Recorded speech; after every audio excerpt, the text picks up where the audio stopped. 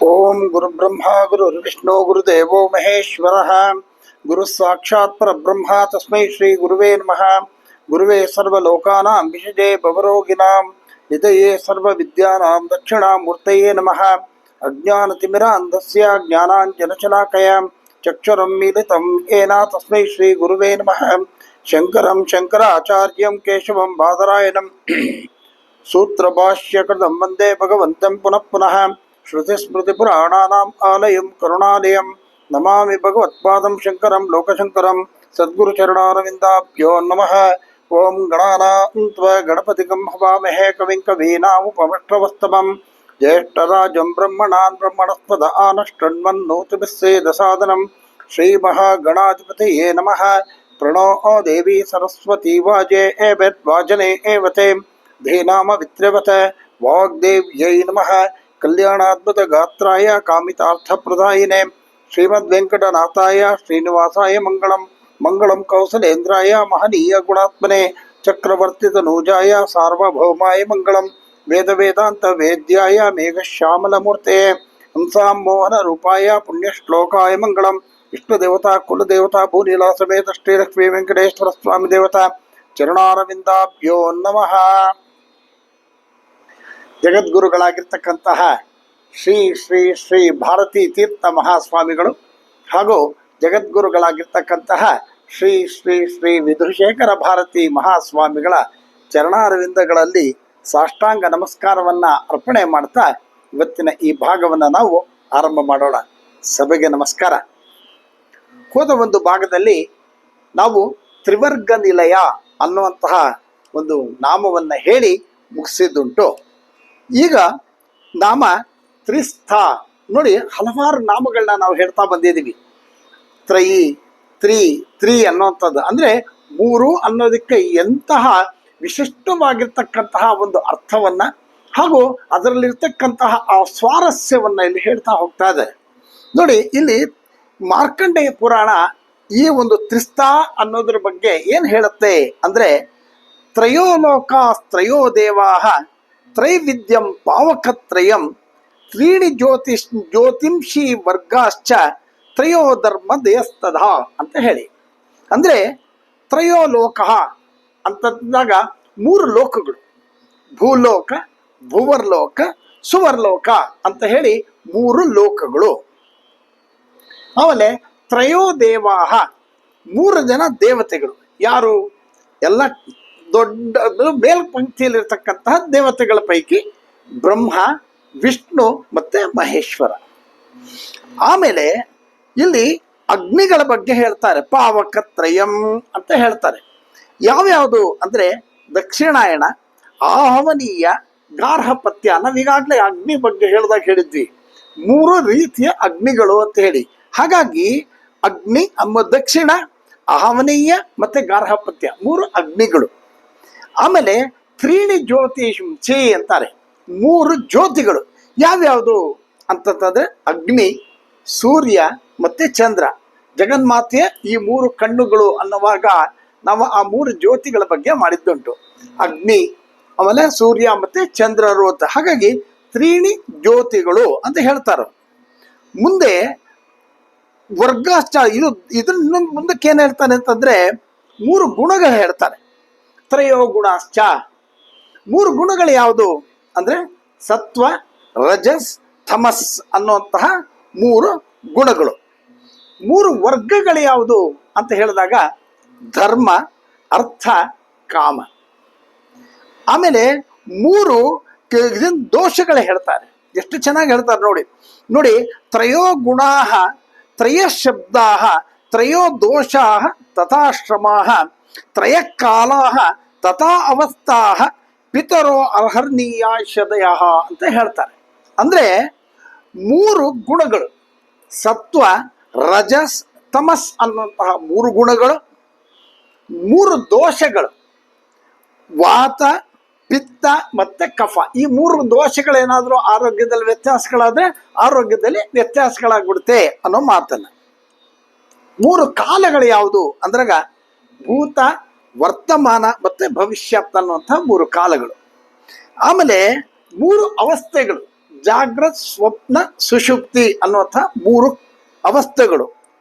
3 ಜನ ಪಿತೃದೇವತೆಗಳು, ವಸು, ರುದ್ರ, ಆದಿತ್ಯ. ಇದನ್ನ ಈ ಪಿತೃ ಕಾರ್ಯಗಳನ್ನು ಮಾಡುವಾಗ ಬಳಸೋದುಂಟು. ಹಾಗಾಗಿ ವಸು, ರುದ್ರ, ಆದಿತ್ಯ. ಹಾಗಾಗಿ ಈ 3 ಎಷ್ಟು ರೀತಿಗಳನ್ನು 3 ಅಂತ ಹೇಳಿದಾಗ ಇದು ತ್ರಿಸ್ತ. ಇದನ್ನ ಮಾತ್ರಾತ್ರಯಂ ಚತೇ ರೂಪಂ ತ್ರಿಸ್ತೆ ದೇವಿ ಸರಸ್ವತಿ ಪ್ರಾತಃ ಸಂಧ್ಯೆ ಮಧ್ಯಾಹ್ನ ಸಂಧ್ಯೆ ಸಾಯಂ ಸಂಧ್ಯೆ ತ್ರಿಸಂಧ್ಯೆ ಅಂತ ಹೇಳ್ತಾರೆ. ಆಮೇಲೆ ನೋಡಿ, ಮಾತ್ರಾತ್ರಯಂ 3 ಮಾತ್ರೆಗಳು, ಹ್ರಸ್ವ, ದೀರ್ಘ, ಪ್ಲುತ ಅನ್ನುವಂಥ 3 ಮಾತ್ರೆಗಳು. ಆಮೇಲೆ ಸಂಧ್ಯೆಗಳು ಯಾವ್ಯಾವುದು? ಪ್ರಾತಃ ಸಂಧ್ಯಾ, ಮಧ್ಯಾಹ್ನಿಕ ಸಂಧ್ಯಾ ಮತ್ತೆ ಸಾಯಂ ಸಂಧ್ಯಾ. ಆಮೇಲೆ ಇವುಗಳೆಲ್ಲವೂ ಕೂಡ ಆ ದೇವಿಯ ರೂಪಗಳೇ ಆಗಿರೋದ್ರಿಂದ ಶ್ಲೋಕ ಏನು ಹೇಳುತ್ತೆ ಅಂತಂದ್ರೆ, ಮಾರ್ಕಂಡೇಯ ಪುರಾಣ, ಅಮ್ಮ ಇದಿಷ್ಟು ಕೂಡ ನೀನೇನೆ, ಎಲ್ಲವೂ ಕೂಡ ನಿನ್ನ ರೂಪಗಳೇನೆ ಅನ್ನುವಂತಹ ವರ್ಣನೆಯನ್ನು ಕೊಡ್ತಿರ್ತಕ್ಕಂಥದ್ದು.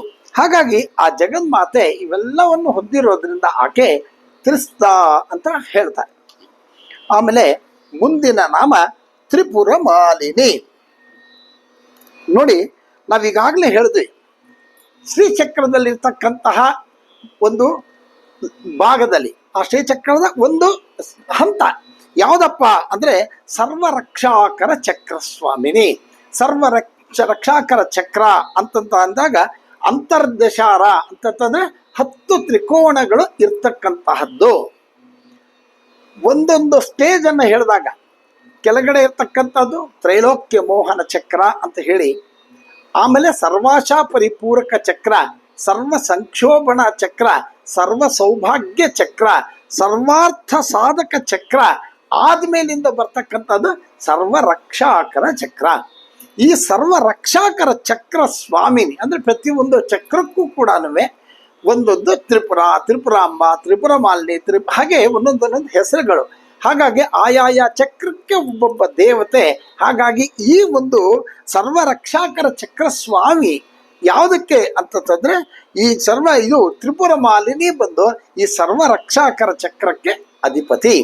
ಹಾಗಾಗಿ ತ್ರಿಪುರ ಮಾಲಿನಿ ಅಂತಂದಾಗ ಶ್ರೀಚಕ್ರದ ಅಂತರ್ದಶಾರದಲ್ಲಿರ್ತಕ್ಕಂತಹ ದೇವಿ. ಮುಂದಿನ ನಾಮ ನಿರಾಮಯ. ನೋಡಿ, ಆಮಯ ಅಂತಂದ್ರೆ ರೋಗಗಳು. ಹಿಂದೆ ನಾವು ಹೇಳಿದ್ವಿ ಆದಿವ್ಯಾಧಿ ಅಂತ. ಇಲ್ಲಿ ಆದಿ ಅಂತಂದ್ರೆ ನಮ್ಮ ಮನಸ್ಸಿಗೆ ಸಂಬಂಧಪಟ್ಟಿರ್ತಕ್ಕಂತಹ ಕಾಯಿಲೆಗಳು. ವ್ಯಾಧಿ ಅಂತಂದ್ರೆ ಶರೀರಕ್ಕೆ ಸಂಬಂಧಪಟ್ಟಿರ್ತಕ್ಕಂತಹ ಕಾಯಿಲೆಗಳು. ಹಾಗಾಗಿ ಈ ಎರಡೂ ಕೂಡ ಈ ಮನುಷ್ಯರಾಗಿರ್ತಕ್ಕಂಥ ನಮಗೆ ಎರಡೂ ಕೂಡ ಇದು ಇದ್ದೇ ಇರುತ್ತೆ.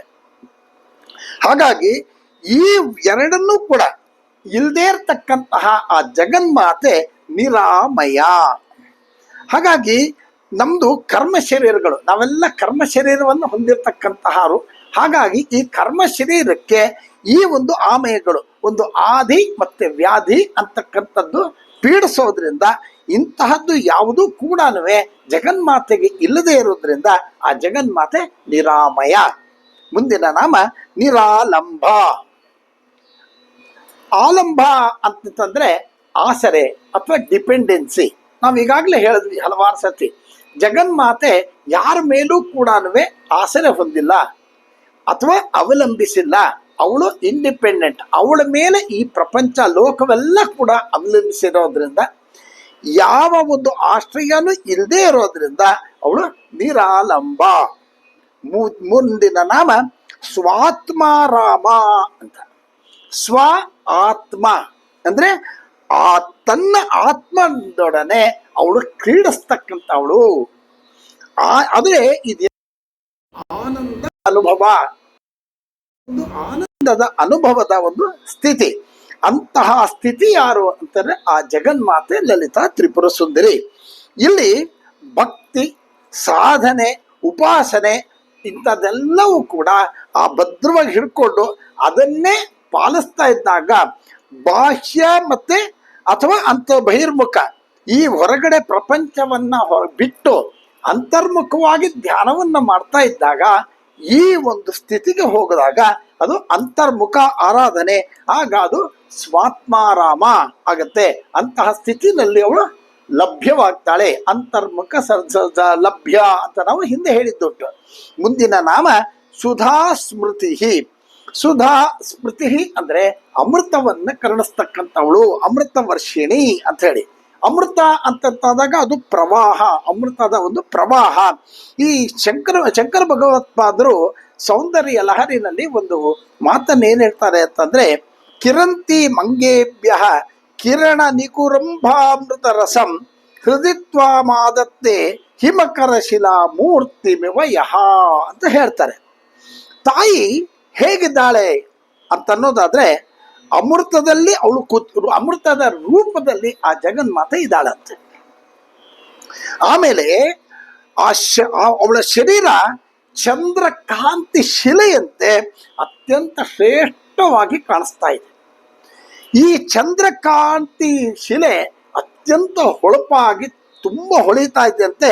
ಆ ಚಂದ್ರಕಾಂತಿ ಶಿಲೆಯ ವಿಶೇಷತೆ ಏನು ಅಂತಂತಂದ್ರೆ, ಬೆಳದಿಂಗಳ ಬೆಳಕು ಅದರ ಮೇಲೆ ಬಿದ್ದಾಗ ಸ್ವಲ್ಪ ಸ್ವಲ್ಪವಾಗಿ ಅದು ಕರಗತ್ತಂತೆ, ಇನ್ನು ಶೈನಿಂಗ್ ಬರೋ ಹಾಗೆ ಅದಕ್ಕೆ ಈ ಪಾಲಿಶ್ ಹೊಡೆದಾಗ ಕಾಣುತ್ತೆ ಅನ್ನೋ ಮಾತನ್ನ ಇಲ್ಲಿ ಹೇಳ್ತಾ ಇದ್ದಾರೆ.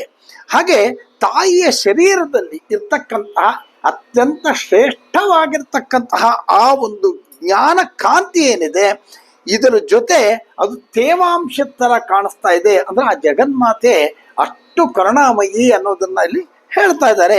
ಇಲ್ಲಿ ನಾವೇನ್ ಹೇಳ್ತೀವಿ ಅಂತಂದ್ರೆ, ಒದ್ದೆ ಅಥವಾ ಆರ್ದ್ರತೆ ಇದೇನುವಾಗ ಒಂದು ಮಂತ್ರವನ್ನು ಹೇಳ್ತೀವಿ, ಆರ್ದ್ರಾಂ ಪುಷ್ಕರಣೀಂ ಪುಷ್ಟಿಂ ಅನ್ನೋ ಮಾತನ್ನು ನಾವು ಹೇಳ್ತಾ ಇದ್ದೀವಿ. ಹಾಗಾಗಿ ಆ ತೇವಾಂಶ ಏನಿದೆ ಅದು ಅಮೃತ ಇದ್ದ ಹಾಗೆ. ಹಾಗಾಗಿ ಆ ದಯೆ ಅಂತಕ್ಕಂತಹ ಆ ತೇವಾಂಶ ಆ ಜಗನ್ಮಾತೆಯಲ್ಲಿರ್ತಕ್ಕಂಥದ್ದು ಅದು ಚಿತ್ ಜ್ಞಾನ ಸ್ವರೂಪಿಣಿ. ಹಾಗಾಗಿ ನೋಡಿ, ಇದಕ್ಕೆ ಏನಂತ ಭಾವಿಸ್ಬೇಕು ಅಂತಂದರೆ, ಅಮೃತ ಚೈತನ್ಯ ರೂಪಾಂ ಭಾವಯೇ ಅಂತ ಕರೀತಾರೆ. ಇದು ಶಂಕರ ಭಗವತ್ಪಾದರು ಇನ್ನೊಂದು ಕಡೆ ಏನ್ ಹೇಳ್ತಾರೆ ಅಂತಂದ್ರೆ, ಸ ಸರ್ಪಾಣಾಂ ದರ್ಪಂ ಶಮಯತಿ ಶಕುಂತಾದಿಪ ಇವ ಜ್ವರಪೃಷ್ಟಾನ್ ದೃಷ್ಟ್ಯ ಸುಖಯತಿ ಸುಧಾಧಾರ ಸಿರಯ ಅನ್ನೋ ಮಾತನ್ನ ಕೂಡ ಶಂಕರ ಭಗವತ್ಪಾದರು ಹೇಳ್ತಾರೆ. ಮುಂದಿನ ನಾಮ ಸಂಸಾರ ಪಂಕ ನಿರ್ಮಗ್ನ ಸಮುದ್ಧರಣ ಪಂಡಿತ. ಇದನ್ನ ಒಂದೇ ಸೆಂಟೆನ್ಸ್ ಮಧ್ಯದಲ್ಲಿ ಭಾಗ ಮಾಡಿ ಹೇಳಬಾರ್ದು. ಇಲ್ಲಿ ಸಂಸಾರ ಅಂತಕ್ಕಂಥ ಕೆಸರಿನಲ್ಲಿ ಬಿದ್ದಿರ್ತಕ್ಕಂಥವರು ಯಾರು ಈ ಸಂಸಾರ ಅಂತಕ್ಕಂಥ ಕೆಸರಿನಲ್ಲಿ ಬಿದ್ದಿರ್ತಾರೋ ಅಂಥವರು ದೇವಿಯನ್ನ ಪ್ರಾರ್ಥನೆ ಮಾಡಿ ಅವಳನ್ನು ಆರಾಧಿಸಿದ್ದೇ ಆದ್ರೆ ಆ ಕೆಸರಿನಿಂದ ಅವ್ರನ್ನ ತೆಗೆದು ಬಿಡ್ತಾಳೆ ಅಂತ.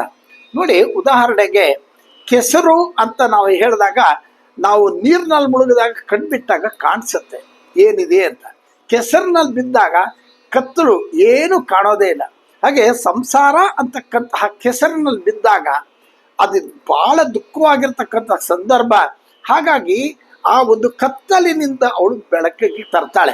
ಹೇಗೆ ತರ್ತಾಳೆ ಅಂತಂದ್ರೆ, ಆ ಒಂದು ಒಳಗಡೆ ಮೈಗೆ ಮೆತ್ಕೊಂಡಿರ್ತಕ್ಕಂತಹ ಆ ಕಲ್ಮಶ ಅಜ್ಞಾನ ಅಂತಕ್ಕಂತಹ ಆ ಕೆಸರನ್ನು ಸಂಪೂರ್ಣವಾಗಿ ತೊಳೆದು ಜ್ಞಾನ ಅಂತಕ್ಕಂತಹ ಆ ಒಂದು ಶುದ್ಧವಾಗಿರ್ತಕ್ಕಂಥ ನೀರಿನಲ್ಲಿ ತೊಳೆದು ಆ ಜಗನ್ಮಾತೆ ಉದ್ಧರಿಸ್ತಾಳೆ ಅನ್ನೋ ಮಾತನ್ನ ಹೇಳ್ತಾ ಇದ್ದಾರೆ. ಹಾಗಾಗಿ ಸಂಸಾರ ಪಂಕ ನಿಮಗ್ನ ಸಮುದ್ಧರಣ ಪಂಡಿತ. ಇದನ್ನೇ ಶಂಕರ ಭಗವತ್ಪಾದರು ಏನು ಹೇಳ್ತಾರೆ ಇಲ್ಲಿ ಅಂತಂದ್ರೆ, ಜನ್ಮ ಜಲದೌ ನಿಮಗ್ನಾನಾಂ ದಂಷ್ಟ್ರ ಮುರರಿಪು ವರಾಹಸ್ಯ ಭವತಿ ಅನ್ನೋ ಮಾತನ್ನ ಹೇಳ್ತಾ ಇದ್ದಾರೆ. ಜಗನ್ಮಾತೆ ನೋಡಿ, ಮುಂದಿನ ನಾಮ ಯಜ್ಞ ಪ್ರಿಯ. ನಾವು ಈಗಾಗಲೇ ಹಲವಾರು ಸತಿ ಹೇಳಿದ್ವಿ, ಯಜ್ಞ ದೇವಿ ಯಜ್ಞ ರೂಪಿಣಿ ಅನ್ನೋ ಮಾತನ್ನ ಇಲ್ಲಿಂದ ಅವರು ಹೇಳ್ಕೊಂಡು ಹೋಗ್ತಾರೆ. ಯಜ್ಞ ಯಜ್ಞ ಯಜ್ಞ ಅಂತ ಹೇಳಿ, ಯಜ್ಞ ಪ್ರಿಯ, ಯಜ್ಞ ಕರ್ತ್ರಿ, ಯಜಮಾನ ಸ್ವರೂಪಿಣಿ. ಇದು ಏನದು ಯಜ್ಞ ಅಂತಂದಾಗ ಬಹಳ ವಿಶೇಷವಾಗಿ ಹೇಳ್ತಾರೆ. ಯಜ್ಞ ಪ್ರಿಯ ಅಂತಂತಂದ್ರೆ ಜಗನ್ಮಾತೆಗೆ ಯಜ್ಞ ಅಂತಂದ್ರೆ ತುಂಬಾ ಪ್ರಿಯ ಅಂತ ಹೇಳಿ, ಅವಳೇ ಯಜ್ಞ ಸ್ವರೂಪಿಣಿ. ಹಾಗಾಗಿ ಜಗನ್ಮಾತೆ ಇದು ಇನ್ನೊಂದು ವಿಶೇಷತೆ ಇಲ್ಲಿ ಏನ್ ಹೇಳ್ತಾರೆ ಅಂತಂದ್ರೆ, ಯಜ್ಞೋ ವೈ ವಿಷ್ಣು ಅನ್ನೋ ಮಾತನ್ನ ಹೇಳ್ತಾರೆ. ಇಲ್ಲಿ ಶ್ರುತಿ ವಾಕ್ಯ ಇದು. ಯಜ್ಞ ಅಂತಂತಂದ್ರೆ ಮಹಾವಿಷ್ಣು, ಅವಳು ವಿಷ್ಣುವಿಗೆ ಪ್ರಿಯಳು ಅಂತ. ಇದು ಸಹೋದರ ಸಹೋದರಿಯರು ಅಂತ ನಾವು ಮಾತನ್ನ ಹೇಳಿದ್ದುಂಟು.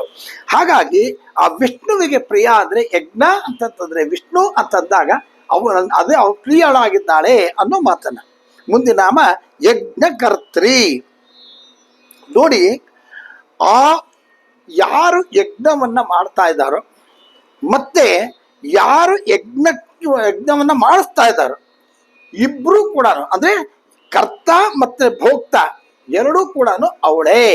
ಅಂದ್ರೆ ಯಜ್ಞಕರ್ತ್ರಿ, ಯಜ್ಞ ಮಾಡ್ತಿರತಕ್ಕಂಥವನು ಮತ್ತೆ ಯಜ್ಞದ ಫಲವನ್ನು ಅನುಭವಿಸ್ತಿರ್ತಕ್ಕಂಥವನು ಇಬ್ರು ಕೂಡ ಆ ಜಗನ್ಮಾತೆ ರೂಪ ಅಂತ ಹೇಳ್ತಾರೆ. ಯಜ್ಞ ಮಾಡೋರನ್ನ ಏನ್ ಕರೀತಾರಂತೆ ಅಂದ್ರೆ ಯಾಜಿ ಅಂತ ಕರೀತಾರೆ. ಉದಾಹರಣೆಗೆ ಸೋಮಯಾಗ ಮಾಡ್ತಕ್ಕಂತಹ ಮಹಾನುಭಾವರನ್ನ ಸೋಮಯಾಜಿ ಅಂತ ಕರೀತಾರೆ. ಪೌಂಡರೀಕ ಯಾಗವನ್ನ ಮಾಡ್ತಾ ಇರ್ತಕ್ಕಂಥವರಿಗೆ ಪೌಂಡರೀಕ ಯಾಜಿ ಅಂತ ಕರೀತಾರೆ. ಯಾವುದೇ ಯಜ್ಞವನ್ನ ಮಾಡಬೇಕು ಅಂತಂದಾಗ ಪತ್ನಿ ಜೊತೆನಲ್ಲಿ ಇರಲೇಬೇಕು. ಪತ್ನಿ ಜೊತೆನಲ್ಲಿ ಇಲ್ಲದೆ ಇದ್ರೆ ಆ ಹೋಮ ಸಾರ್ಥಕವಾಗೋದಿಲ್ಲ ಅಂತ. ಹಿಂದೆ ನಮ್ಗೆ ರಾಮಾಯಣದಲ್ಲಿ, ಉತ್ತರ ರಾಮಾಯಣದಲ್ಲಿ ಒಂದು ವಿಷಯ ಜ್ಞಾಪಕ ಬರುತ್ತೆ. ಸೀತೆಯನ್ನ ರಾಮ ಕಾಡಿಗೆ ಕಳಿಸ್ಬಿಟ್ಟಾಗ ಅವನು ಅಶ್ವಮೇಧ ಯಾಗ ಮಾಡಬೇಕು ಅಂತಂತಾನೆ. ಆಗ ಅಶ್ವಮೇಧ ಯಾಗ ಮಾಡುವಾಗ ಪತ್ನಿ ಜೊತೆನಲ್ಲಿ ಇಲ್ಲ ಅಂತಂದಾಗ ಅಲ್ಲಿ ವಶಿಷ್ಠರ ಹತ್ರ ಕೇಳ್ಕೊಂಡಾಗ ಅವರು ಸಜೆಸ್ಟ್ ಮಾಡ್ತಾರೆ, ಹೀಗೆ ಆ ಸೀತೆಯ ಒಂದು ಪ್ರತಿಮೆಯನ್ನ ಮಾಡಿಕೊಂಡು ನೀನು ಮಾಡು, ಆಗ ಯಜ್ಞ ಸಫಲ ಆಗತ್ತೆ, ನೀನೊಬ್ಬನೇ ಕೂತ್ಕೊಂಡು ಮಾಡಕ್ ಆಗೋದಿಲ್ಲ ಹಾಗೆ ಅಂತ ಹೇಳಿ. ಹಾಗಾಗಿ ಆ ಒಂದು ಬಂಗಾರದ ಸೀತೆಯನ್ನ ಮಾಡಿ ಆ ಅಶ್ವಮೇಧ ಯಾಗವನ್ನು ಮಾಡ್ದ ಅನ್ನೋದನ್ನ ನಾವು ತಿಳ್ಕೊಂತೀವಿ. ಹಾಗೆ ಯಜ್ಞವನ್ನ ಮಾಡಬೇಕು ಅಂತಂದಾಗ ಪತ್ನಿ ಜೊತೆಯಲ್ಲಿ ಕೂತ್ಕೋಬೇಕು ಅನ್ನೋಂಥದ್ದು, ಇಲ್ದಿದ್ರೆ ಫಲ ಇಲ್ಲ ಅಂತ ಹೇಳಿ. ಹಾಗಾಗಿ ಪ್ರಪಂಚಕ್ಕೋಸ್ಕರ ಮಾಡ್ತಕ್ಕಂತಹ ಈ ಯಜ್ಞಗಳು ಏನಿದೆ ಅಂದ್ರೆ ಯಾವ್ಯಾವ ಯಜ್ಞಗಳು ಅಂತ ನಾವು ಹಲವಾರು ಹೇಳಿದ್ವಿ. ಹಾಗಾಗಿ ಪ್ರಪಂಚ ಅಂತಕ್ಕಂಥ ಒಂದು ಕಾರ್ಯವನ್ನ ನಡೆಸಬೇಕು ಅನ್ನೋದಕ್ಕ ಆ ಯಜ್ಞ ಅಂತ ಅದನ್ನ ತಗೊಂಡಾಗ ಪರಮೇಶ್ವರ ನಡೆಸ್ತಿದ್ದಾನೆ ಅನ್ನೋದಾದ್ರೆ ಅವ್ರ ಜೊತೆ ಇರ್ತಕ್ಕಂಥವ್ರು ಯಾರು ಅಂದ್ರೆ ಯಜ್ಞದ ಜೊತೆನಲ್ಲಿ ಇರ್ತಕ್ಕಂಥವ್ರು ಅವಳು ಸೋಮದೇವಮ್ಮ ಅಂತ ಕರೀತಾರೆ. ಅಂದ್ರೆ ಯಜ್ಞಕರ್ತ್ರಿ.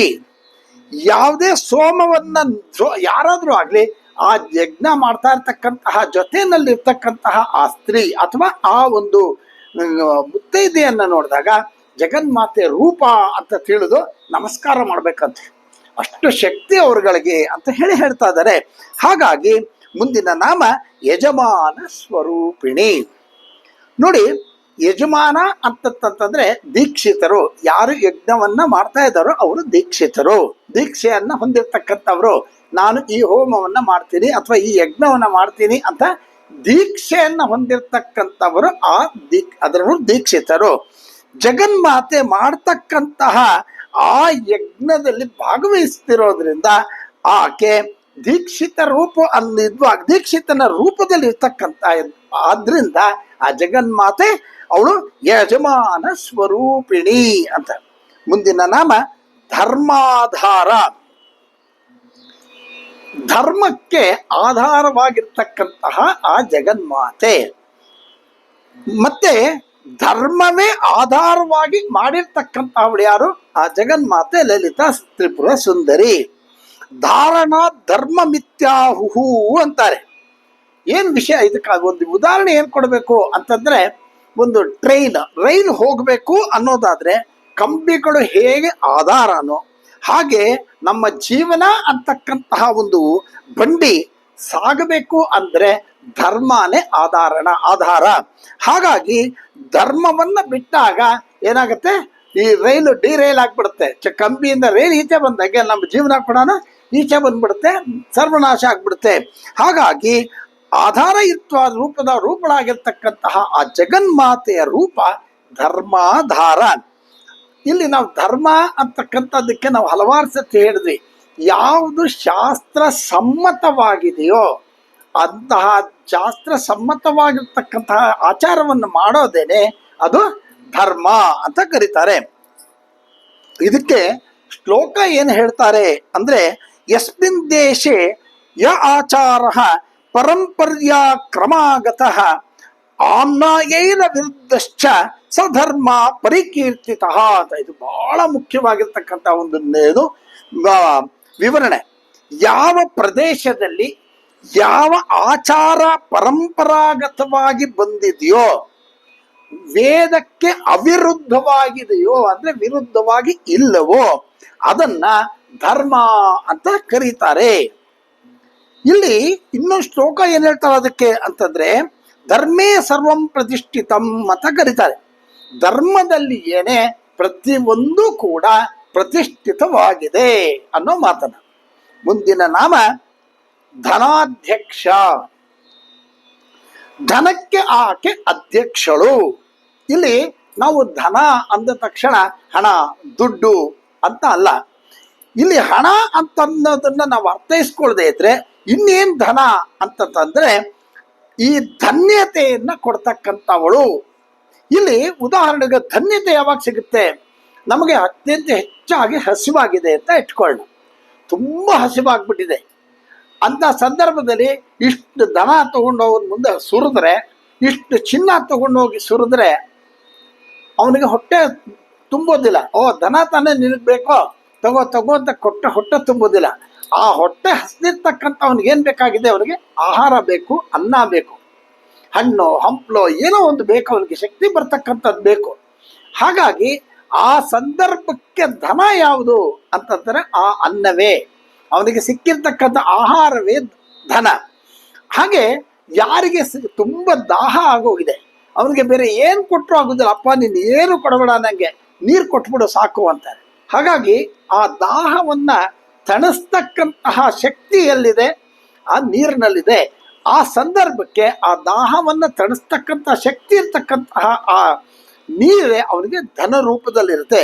ಹಾಗಾಗಿ ಯಾವ ಸಮಯದಲ್ಲಿ ಯಾರಿಗೆ ಯಾವುದರ ಅವಶ್ಯಕತೆ ಅತ್ಯವಶ್ಯಕತೆ ಇದೆಯೋ ಅಂತಹ ಒಂದು ಪದಾರ್ಥ ದೊರಕಿದಾಗ ಅದೇ ಧನ್ಯತಾ ಭಾವ. ಹಾಗಾಗಿ ಇದು ಧನ, ಅದಕ್ಕೆ ಅವಳು ಅದಕ್ಕೆ ಅಧ್ಯಕ್ಷಳಾಗಿರೋದ್ರಿಂದ ಅವಳು ಧನಾಧ್ಯಕ್ಷ. ಈಗ ಇಂತಹ ಒಂದು ವಿಶೇಷವಾಗಿರ್ತಕ್ಕಂಥ ಸಂದರ್ಭದಲ್ಲಿ ನಮ್ಮ ಶರೀರವನ್ನ ನಾವು ಪಡೆದ ಮೇಲೆ ಇಂತಹ ಧನ್ಯತೆ ಪಡಿಬೇಕು ಅಂದ್ರೆ ನಮ್ಗಿರ್ತಕ್ಕಂಥ ಈ ಉಪಾಧಿಗಳನ್ನೆಲ್ಲವನ್ನೂ ಕೂಡ ಬದಿಗಿಟ್ಟು ನಮ್ಗೆ ಎಂತಹ ದಾಹ ಹುಟ್ಟಬೇಕು ಅಂದ್ರೆ ನಾವು ಈ ಶರೀರವನ್ನು ತೊರೆದು ಸೀದಾ ಮೋಕ್ಷಕ್ಕೆ ಹೋಗುವಂತಹ ಒಂದು ದಾಹವನ್ನ ಇಟ್ಕೋಬೇಕು. ಅಂತಹ ದಾಹ ತಣಿಸಬೇಕು ಅಂದ್ರೆ ಜಗನ್ಮಾತೆಯನ್ನು ಆರಾಧಿಸಬೇಕು. ಹೇಗೆ ನೀರಿನ ದಾಹವನ್ನ ತಣಿಸ್ಕೊಳ್ಳೋದಕ್ಕೆ ನೀರನ್ನು ಆಶ್ರಯಿಸ್ತೀವೋ ಹಾಗೆ ಮೋಕ್ಷ ಅಂತಕ್ಕಂತಹ ಆ ದಾಹವನ್ನು ತಣಿಸ್ಕೋಬೇಕು ಅಂತಂದಾಗ ಆ ಜಗನ್ಮಾತೆಯನ್ನ ನಾವು ಅವಲಂಬಿಸಬೇಕು, ಅವಳನ್ನೇ ನಾವು ಆರಾಧಿಸಬೇಕು, ಉಪಾಸನೆಯನ್ನ ಮಾಡಬೇಕು ಅಂತ ಮಾಡ್ತಾರೆ. ಹಾಗಾಗಿ ಇಂತಹ ಮೋಕ್ಷವನ್ನ ಪಡೆಯೋದಕ್ಕೆ ಬೇಕಾಗಿರ್ತಕ್ಕಂತಹ ಜ್ಞಾನವನ್ನ ಕರುಣಿಸ್ತಕ್ಕಂತಹ ಆ ತಾಯಿ ಅವಳು ಧನಾಧ್ಯಕ್ಷ. ಮುಂದಿನ ನಾಮ ಧನ ಧಾನ್ಯ ವಿವರ್ಧಿನಿ. ನೋಡಿ, ಈಗ ನಾವು ಯಜ್ಞ ಮಾಡಬೇಕು ಅಂತಂದಾಗ ಅದಕ್ಕೆ ಬೇಕಾಗಿರ್ತಕ್ಕಂತಹ ಪದಾರ್ಥಗಳು ಕೊಡಬೇಕು. ಯಾರು ಕೊಡ್ತಾರೆ ಅಂತಂದಾಗ ಈ ಜಗನ್ಮಾತೆ. ಯಜ್ಞ ಅಂದ್ರೆ ನಾವು ಬೇರೆ ಎಲ್ಲ ಥರನೂ ಯಜ್ಞಗಳಾಗುತ್ತೆ. ಹಾಗಾಗಿ ನಮಗೆ ಬೇಕಾಗಿರ್ತಕ್ಕಂತಹ ಸಲಕರಣೆಗಳನ್ನು ದಯಪಾಲಿಸ್ತಕ್ಕಂತಹ ರೂಪದಲ್ಲಿರ್ತಕ್ಕಂತಹ ಆ ದೇವಿ ಯಾರು ಅಂತಂದ್ರೆ ಧನ ಧಾನ್ಯ ವಿವರ್ಧಿನಿ. ನೋಡಿ, ಅಕಸ್ಮಾತ್ ನಮ್ಗೆ ಅರ್ಜೆಂಟ್ ಆಗಿ ಯಾವುದೋ ಒಳ್ಳೆ ಕೆಲಸ ಆಗ್ಬೇಕು ಅನ್ನುವಾಗ ತುಂಬಾ ಒದ್ದಾಡ್ತಾ ಇರ್ತೀವಿ. ಅಯ್ಯೋ ಅದು ಹೇಗೆ ಹೊಂದುತ್ತೋ ಏನಾಗುತ್ತೋ ಅಂತ ಎಂತ ಇದ್ದಾಗ ಅದು ಆ ದೇವಿ ಯಾವುದೋ ಒಂದು ರೂಪದಲ್ಲಿ ಅದನ್ನ ಅವಳು ಕರುಣಿಸ್ತಾಳೆ. ನೀವು ಮಾಡ್ತಿರ್ತಕ್ಕಂಥ ಕೆಲಸ ಧರ್ಮಬದ್ಧವಾಗಿದ್ರೆ ಅದಕ್ಕೆ ತಾನೇ ಅದು ಹೊಂದು ಬಿಡುತ್ತೆ ಅನ್ನೋ ಮಾತನ್ನ. ಮುಂದಿನ ನಾಮ ವಿಪ್ರಪ್ರಿಯ. ನೋಡಿ, ದೇವಿ ಯಜ್ಞವನ್ನ ಮಾಡೋದಕ್ಕೆಲ್ಲ ಸರಿ ಹೋಯ್ತು, ಎಲ್ಲ ಹೊಂದಿಸ್ಕೊಟ್ಲು ಅಂತ ಇಟ್ಕೊಳ್ಳ. ಜಾಗ ಆಯ್ತು, ಧನ ಧಾನ್ಯ ಎಲ್ಲವೂ ಆಯ್ತು. ಆದ್ರೆ ಈ ಒಂದು ಯಜ್ಞವನ್ನ ಮಾಡಬೇಕು ಅಂತಂದಾಗ ಅದಕ್ಕೆ ಒಬ್ಬ ಪುರೋಹಿತ ಬೇಕು. ಅಂದ್ರೆ ಅದನ್ನು ಯಜ್ಞ ಮಾಡಿಸ್ತಕ್ಕಂತಹ ಒಬ್ಬ ಶಕ್ತಿ ಇರ್ತಕ್ಕಂಥವನ್ ಬೇಕು. ಯಾಕಂದ್ರೆ ಯಾರೋ ಕೂತ್ಕೊಂಡು ಯಾವುದೋ ಯಜ್ಞವನ್ನು ಮಾಡಿಸ್ತೀನಿ ಅಂತ ಪಾಠಗಳೇ ಆಗದೆ ಇರ್ತಕ್ಕಂಥವ್ರು ಪುಸ್ತಕ ಇಟ್ಕೊಂಡು ಕಲ್ತ್ಕೊಂಡು ಅರ್ಧಂಬರ್ಧ ಅದ್ರ ಬಗ್ಗೆ ನಾನೇಡ್ದಿರ್ತಕ್ಕಂಥವ್ರು ಬಂದು ಮಾಡಿಸೋದಲ್ಲ. ಸರಿಯಾಗಿ ಆ ಒಂದು ಕ್ರಿಯೆಯನ್ನ ಗುರುಮುಖೇಣ ಪಾಠ ಆಗಿ ಗುರುಮುಖೇಣ ಅದರ ಪದ್ಧತಿಗಳನ್ನು ತಿಳಿದು ಆ ಪದ್ಧತಿ ಪ್ರಕಾರ ಮಾಡ್ತಕ್ಕಂಥದ್ದು ಯಜ್ಞ. ಅಂತಹ ಒಬ್ಬ ಮಂತ್ರ ತಿಳಿದಕ್ಕಂತಹ ಮಂತ್ರಜ್ಞಾನಿಗೆ ಬರಬೇಕು. ಆಗ ಯಾವಾಗ ಅವನು ಮುಂಚೆ ಆ ಮಾಡಿಸ್ತಕ್ಕಂತಹ ಆ ಒಂದು ವ್ಯಕ್ತಿ ಯಾರು ಅಲ್ಲಿ ಬಂದು ಮಾಡಿಸ್ತಾನೋ, ಗುರುಸ್ಥಾನದಲ್ಲಿ ಕೂತು ಆ ಯಜ್ಞವನ್ನು ಮಾಡಿಸ್ತಾನೋ ಅವನು ಸರಿಯಾಗಿರ್ತಕ್ಕಂತಹ ಪದ್ಧತಿ ಉಳ್ಳವನಾಗಿರ್ಬೇಕು. ಪ್ರತಿನಿತ್ಯ ಸಂಧ್ಯಾ ವಂದನೆ ಜಪ ತಪ ಅನುಷ್ಠಾನವನ್ನು ಹೊಂದಿರತಕ್ಕಂಥವನಾಗಿರ್ಬೇಕು. ಏನು ಇಲ್ಲ ಹಾಗೆ ಸುಮ್ಮನೆ ಬೆಳಗ್ಗೆದ್ದ ಪಂಚೆ ಉಟ್ಕೊಂಡ ಸುಮ್ಮನೆ ಬಂದು ಪೂಜೆ ಕೂತ್ರ ಹೋಮ ಮಾಡಿಸ್ದ.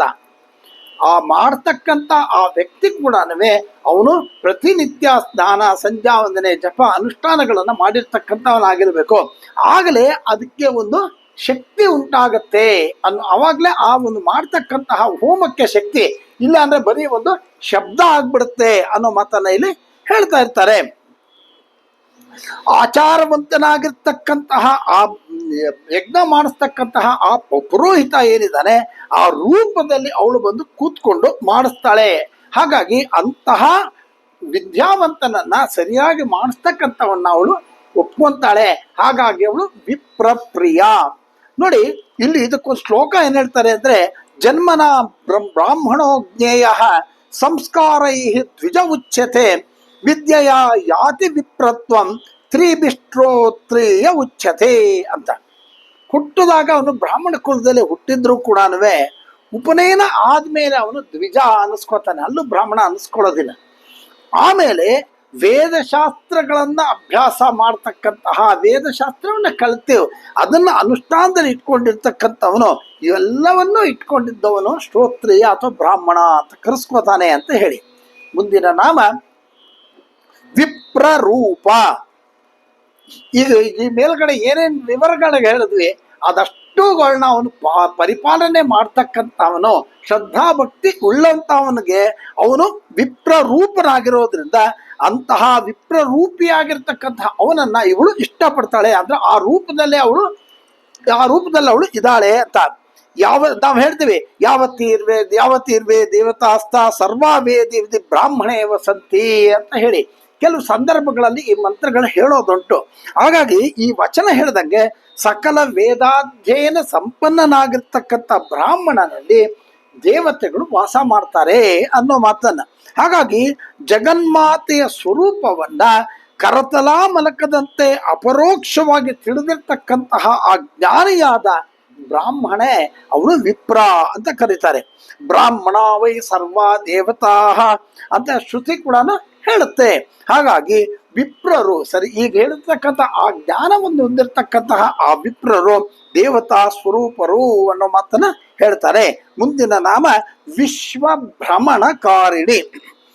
ವಿಶ್ವದಲ್ಲಿ ನಡೀತಿರ್ತಕ್ಕಂತಹ ಎಲ್ಲ ಯಜ್ಞಗಳು ಕೂಡ ವಿಶ್ವ ಭ್ರಮಣಕ್ಕೆ ಅದು ಉಪಯೋಗ ಆಗುತ್ತೆ ಅಂತ ಹೇಳಿ. ಸೃಷ್ಟಿ ಸ್ಥಿತಿ ಲಯ ಇವು ಇದರಲ್ಲಿ ವಿಶೇಷತೆ ಏನು ಅಂದ್ರೆ ಗಮನ ಮತ್ತೆ ಆಗಮನಗಳನ್ನ ಅವಳು ತಂಡೊಡ್ಡತಕ್ಕಂಥವಳು. ಇಲ್ಲಿ ಇನ್ನೊಂದೇನಂತಂದ್ರೆ ವಿಶ್ವಸ್ಯ ಪ್ರಪಂಚಸ್ಯ ಭ್ರಮಣಂ ಚಕ್ರವತ್ ಯಾತಾಯಾತ ಗತಿಂ ಕರೋತಿ ಇತಿ ತಥಾ ಅಂತಾರೆ. ಸಮಸ್ತ ಪ್ರಪಂಚವನ್ನ ಚಕ್ರದಂತೆ ತಿರುಗಿಸ್ತಿದ್ದಾಳಂತೆ. ಹಾಗಾಗಿ ಆ ಒಂದು ಪ್ರಪಂಚವನ್ನ ಹುಟ್ಟು ಸಾವು ಅನ್ನೋದನ್ನ ಒಂದು ಚಕ್ರ ತರ ತಿರುಗಿಸ್ತಿದ್ದಾಳೆ. ಹಾಗಾಗಿ ಅವಳು ವಿಶ್ವ ಭ್ರಮಣಕಾರಿಣಿ. ಮುಂದಿನ ನಾಮ ವಿಶ್ವಗ್ರಾಸ. ಯಜ್ಞ ರೂಪದಲ್ಲಿರ್ತಕ್ಕಂತಹ ಆ ತಾಯಿ ಯಜ್ಞಕ್ಕೆ ಅರ್ಪಿಸ್ತಕ್ಕಂತಹ ಎಲ್ಲ ಹವಿಸ್ಸುಗಳನ್ನ ಅಗ್ನಿಹೋತ್ರದ ರೂಪದಲ್ಲಿ ಅವಳು ಸ್ವೀಕರಿಸ್ತಾಳೆ. ಹಾಗಾಗಿ ಅವಳು ವಿಶ್ವಗ್ರಾಸ. ಮುಂದಿನ ನಾಮ ವಿದ್ರುಮಾಭ. ಯಜ್ಞ ರೂಪದಾಗಿರ್ತಕ್ಕಂತಹ ಆ ತಾಯಿ ಹವಿಸ್ಸನ್ನ ಸ್ವೀಕಾರ ಮಾಡಿ ಹೇಗೆ ಹೊಳಿತಾಳೆ ಅಂತಂದ್ರೆ ಹವಳದ ಕಾಂತಿ ಅಂತೆ ಅವಳು ಹೊಳಿತಾಳಂತೆ. ಮುಂದಿನ ನಾಮ ವೈಷ್ಣವಿ. ವೈಷ್ಣವಿ ಅಂತಂದ್ರೆ ಸರ್ವವ್ಯಾಪಕಳಾಗಿರ್ತಕ್ಕಂಥವಳು. ದೇವಿ ಪುರಾಣದಲ್ಲಿ ಇದಕ್ಕೆ ಏನ್ ಹೇಳ್ತಾರೆ ಅಂದ್ರೆ ಶಂಖಚಕ್ರ ಗದಾದತ್ತೆ ವಿಷ್ಣು ಮಾತಾ ತಥಾರಿಹ ವಿಷ್ಣು ರೂಪಾ ತುವಾ ದೇವಿ ವೈಷ್ಣವೀತೇನ ಗೀಯತೆ ಅಂತ. ಅಂದ್ರೆ ಶಂಖ ಚಕ್ರ ಗದೆಗಳನ್ನ ಧರಿಸಿರ್ತಕ್ಕಂತಹ ವಿಷ್ಣುವಿನ ತಾಯಿ ರೂಪದಲ್ಲಿರ್ತಕ್ಕಂತಹ ವಿಷ್ಣು ಶತ್ರು ಸಂಹಾರಕನಾಗಿರೋದ್ರಿಂದ ವಿಷ್ಣುಗಿಂತ ಇವಳು ಅಭಿನ್ನಳಾಗಿದ್ದಾಳೆ. ಯಾವುದೇ ಭಿನ್ನತೆ ಇಲ್ಲದೆ ಇರೋದ್ರಿಂದ ಅವಳು ವೈಷ್ಣವಿ ಅನ್ನೋ ಮಾತನ್ನ ಇಲ್ಲಿ ಹೇಳ್ತಾ ಇದ್ದಾರೆ. ಮುಂದಿನ ನಾಮ ವಿಷ್ಣು ರೂಪಿಣಿ.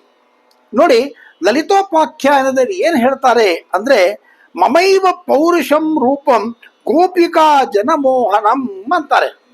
ಗೋಪಿಕಾ ಸ್ತ್ರೀಯರ ಮನಸ್ಸನ್ನ ಸೋರೆಗೊಂಡಂತಹ ಕೃಷ್ಣ ರೂಪದಲ್ಲಿರ್ತಕ್ಕಂಥ ಆ ತಾಯಿ ಅವಳು ಪುರುಷಾಕೃತಿ ಅಂತ. ಪದ್ಮಪುರಾಣ ಇದಕ್ಕೆ ಏನು ಹೇಳುತ್ತೆ ಅಂದ್ರೆ, ಅಹಂಚ ಲಲಿತಾದೇವಿ ಪುಂರೂಪ ಕೃಷ್ಣ ವಿಗ್ರಹ ಅಂತ ಹೇಳ್ತಾರೆ. ಆವಯೋರಂತರಂ ನಾಸ್ತಿ ಸತ್ಯಂ ಸತ್ಯಂ ಹಿ ನಾರದ. ನಾರದನ್ಗೆ ಹೇಳ್ತಕ್ಕಂಥದ್ದು, ನಮ್ಮ ಇಬ್ಬರಲ್ಲೂ ಕೂಡ ಯಾವುದೇ ವಿಧವಾಗಿರ್ತಕ್ಕಂತಹ ಭೇದ ಇಲ್ಲಪ್ಪ, ಇದು ಸತ್ಯ ಸತ್ಯ ಅಂತ ಮಾತನ್ನು ಹೇಳ್ತಾರೆ. ಕೃಷ್ಣ ರೂಪದಲ್ಲಿರ್ತಕ್ಕಂತಹ ಲಲಿತಾದೇವಿ ನಾನು ಆ ಪುಂ ರೂಪದಲ್ಲಿ ಇದ್ದೀನಿ, ನಮ್ಮಿಬ್ಬರಲ್ಲಿ ಯಾವುದೇ ವಿಧವಾಗಿರ್ತಕ್ಕಂತಹ ಭೇದ ಇಲ್ಲ, ಇದು ಪರಮ ಸತ್ಯ ಅನ್ನೋ ಮಾತನ್ನ ಇಲ್ಲಿ ಹೇಳ್ತಾ, ಹಾಗಾಗಿ ಅವಳು ವಿಷ್ಣು ರೂಪಿಣಿ. ಮುಂದಿನ ನಾಮ ಅಯೋನಿಹಿ. ಇದನ್ನು ನಾವು ಮುಂದಿನ ಭಾಗದಲ್ಲಿ ಹೇಳೋಣ. ಎಲ್ರಿಗೂ ಕೂಡ ಆ ಜಗನ್ಮಾತೆಯ ಅನುಗ್ರಹದಿಂದ ಶುಭವಾಗಲಿ ಅಂತ ಪ್ರಾರ್ಥನೆ ಮಾಡ್ತಾ ನಮಸ್ಕಾರಗಳು.